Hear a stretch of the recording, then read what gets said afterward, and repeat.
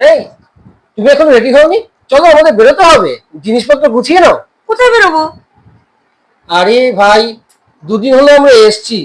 শ্বশুর বাড়িতে বেশি দিন থাকলে সম্মান থাকে না, তুমি জানো না এটা? আমাদের যেতে হবে বাড়িতে। अच्छा। এই তো দুদিন হলো এলাম, এখনই চলে যাবো? बात तो सही है। হ্যাঁ, যেতে তো হবেই। ও, এবার আমি বুঝেছি। কি বুঝলে? এবার আমার কাছে পুরোটা একদম ক্লিয়ার। আমি এবার বুঝেছি আমাদের সম্মান কেন থাকে না। আমি তো শ্বশুর বাড়িতেই পড়ে থাকি, তাই জন্য আমার সম্মান নেই ওখানে। এবার থেকে আমি দুদিন করে যাব, দুদিন করে এখানে থাকবো, আবার দুদিন করে যাব, আবার দুদিন করে এখানে থাকবো। বাপরে বাপ, শোনো শোনো শোনো শোনো, আমি আরো 4-5 দিন এখানে আছি। তোমার ওইসব চিন্তা মাথা থেকে দূর করে ফেলো।